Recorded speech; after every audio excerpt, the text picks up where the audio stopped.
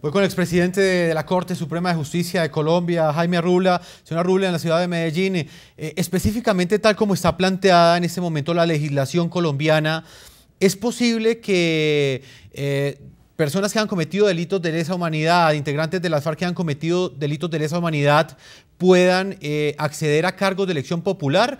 ¿O eso cómo está definido dentro de la legislación que está en este momento casi lista para un eventual éxito de este proceso de paz? Jefferson, un cordial saludo a usted, al senador Benedetti, al senador Salazar y a todos los oyentes del programa La Noche de RCN. Por supuesto que no. Pueden tener la seguridad que todos los dirigentes de las FARC tienen varias condenas por los múltiples delitos execrables que han cometido. Y esas condenas implican la suspensión de los derechos políticos.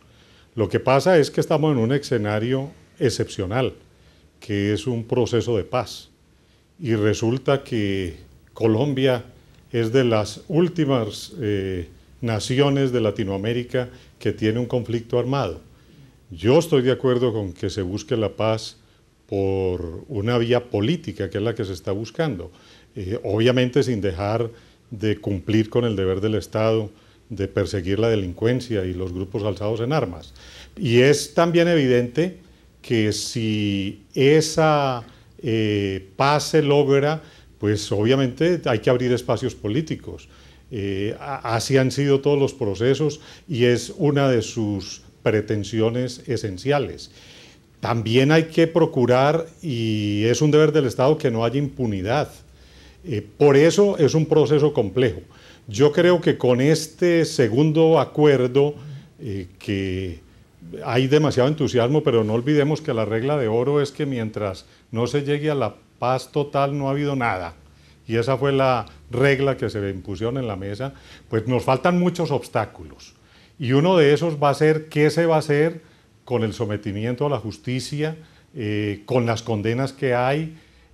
Tendrán que venir, como han venido en el mundo entero, fórmulas excepcionales de justicia transicional, suspensión de la pena, conmutación de la pena, bueno, que hubiera el compromiso firme frente a las víctimas de indemnizarlas, que hubiera el compromiso firme de acabar y recoger todas las minas que han colocado en la nación, que hubiera el compromiso firme de suspender también de inmediato secuestros, reclutamiento de menores. Yo creo que este segundo punto es muy importante, pero debe entrarse rápidamente al tema de las víctimas, precisamente para que esa polarización que hay en la nación, que lo acabamos de ver con las dos posiciones muy respetables de los distinguidos senadores, pues puedan alimentar el anhelo de paz, porque yo creo que para ningún colombiano es de ocultarse que el mejor escenario sería que por fin logremos la paz en Colombia. Señor Arrula, permítame que tenemos una cuarta posición, ya voy con el senador Benedetti. Saludes en este momento en la ciudad de Medellín al expresidente de Colombia, Álvaro Uribe Vélez. En ese momento es candidato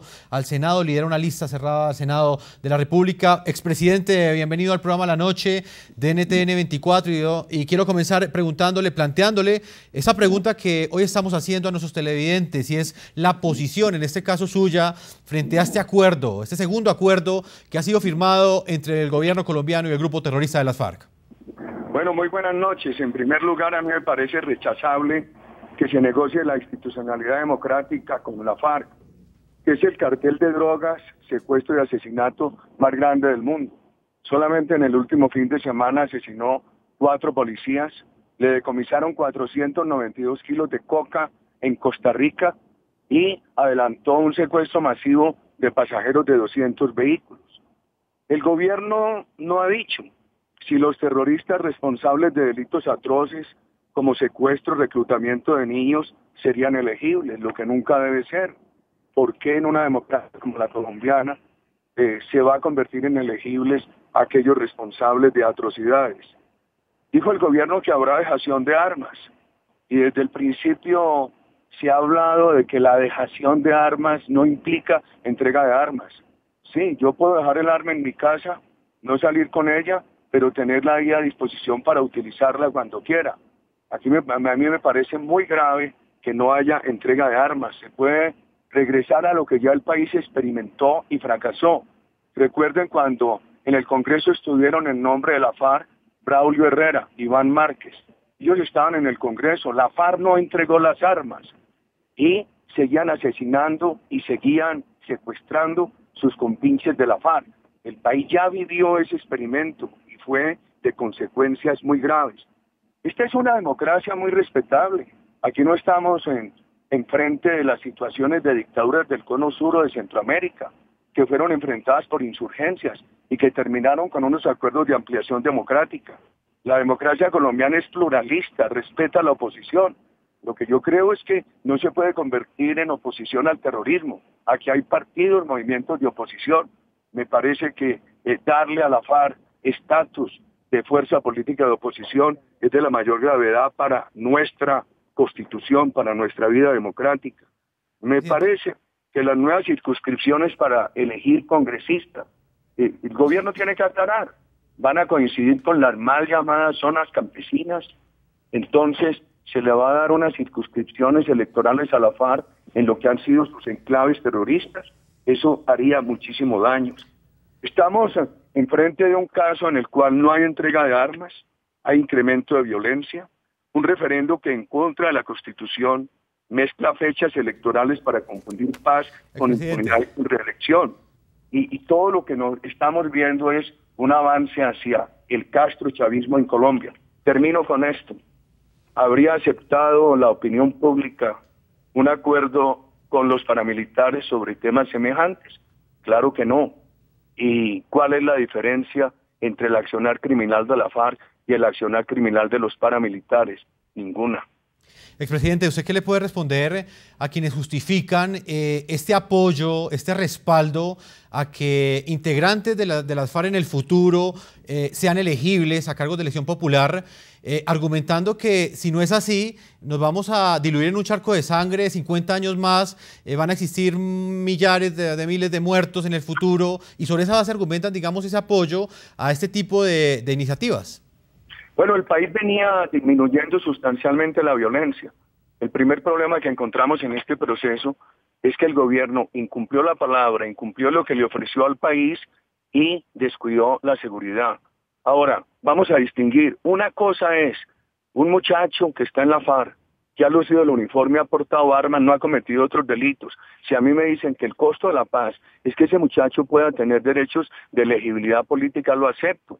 Otra cosa es el caso de los cabecillas, el caso de los responsables de carros bombas, de reclutamiento de menores, atrocidades. A mí me parece que allí es inaceptable el derecho de elegibilidad política. Además, cuando hemos tenido en Colombia una democracia respetable.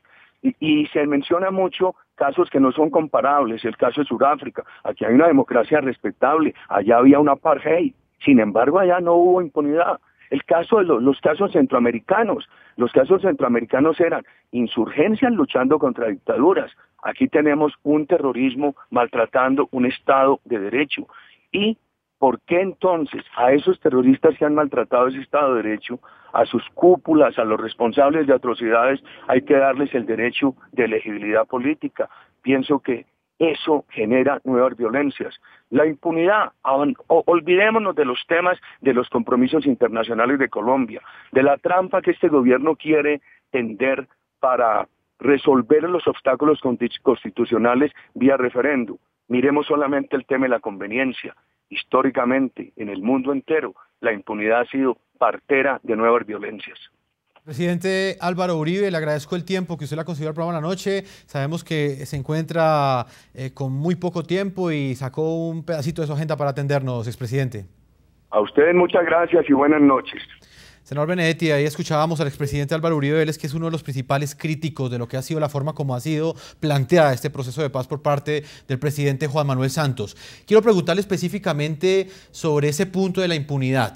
De alguna manera nos envía un mensaje a la sociedad de que luego de que un grupo asesina, secuestra, recluta, luego negocia y obtiene beneficios. Mire, guste o a quien no le guste, El tema de la FARC tiene un peso específico político totalmente diferente a lo que pasó con el tema de los paramilitares, que entre otras cosas, en algunas discusiones, porque yo fui coordinador ponente de Justicia y Paz, se le quiso dar ese peso político a esos paramilitares y no se hizo.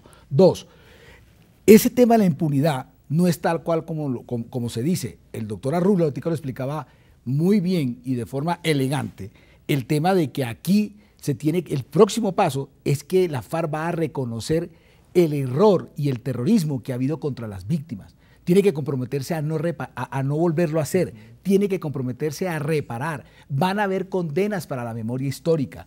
Y ese tema de que se está dando la institucionalidad, ¿dónde se da la institucionalidad? Es al contrario, estamos trayendo unas personas que están por fuera de la institucionalidad, las que las vamos a traer aquí. El tema del narcotráfico.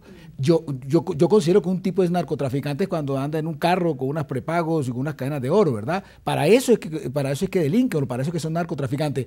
Pero nadie es narcotraficante para estar con malaria en el monte. Lo que quiero decir es que el narcotráfico es una de las perversidades de este conflicto, es la gasolina a la máquina de la muerte tanto de la FARC como paramilitares y narcotraficantes. Por eso sería buenísimo que dentro del acuerdo de la paz, y así irá, porque así está entre los puntos, se va a tocar el tema del narcotráfico. O sea que nos vamos a librar de dos monstruos, uno que es el de la guerrilla y el otro que es el tema del narcotráfico. Y el tema de las armas, porque es un tema que yo no lo he leído, pero intuyo, y perdone que hable así, Jefferson, en el sentido de que pues no pueden dejar las armas, como también lo dijo el doctor Arrula, hasta que la paz esté la paz y exista la paz. Me explico. Si el referendo mañana la gente dice que no está de acuerdo con eso, porque es el pueblo colombiano, no es el gobierno, no son los negociadores, es el pueblo colombiano quien va a decidir. Si el pueblo mañana dice no queremos esa paz que nos han presentado, pues los señores se tendrán que ir otra vez para el monte, soltarán las armas y las van a soltar es cuando el referendo, porque el referendo es el último punto del libro largo de una noche terrible de sangre y de muertos que le va a poner el punto final a este episodio de la vida colombiana en los últimos 50 años. Y por último, el tema de la UP.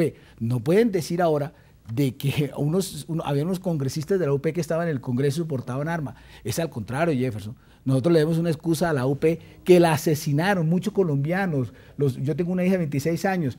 Ella y seguramente casi todos sus compañeros, no sabe esa generación que hubo un partido que se llamaba la UP que tenía unas facciones con la FARC que estaban haciendo un experimento democrático y los asesinaron absolutamente a todos. O sea que por favor, ese cuento no viene en el paralelo que estamos hablando ahora. Señor Benedetti, vamos a una primera pausa comercial. Cuando regresemos vamos con nuestros panelistas. Nos está acompañando desde Medellín el expresidente de la Corte Suprema, Jaime Arrula, y también está José Darío Salazar, que es senador conservador de Colombia. La pregunta que hoy hacemos a todos nuestros televidentes que nos siguen a través de Twitter es la siguiente: ¿está usted de acuerdo o no con que el grupo terrorista de las FARC termine convertido tras su eventual desmovilización en un partido político? Vamos a leer algunas de las opiniones de nuestros televidentes. Romano Romani nos dice que sí, pero después de entregar armas y pagar penas de justicia transicional que digan verdad y haya garantía de no repetición.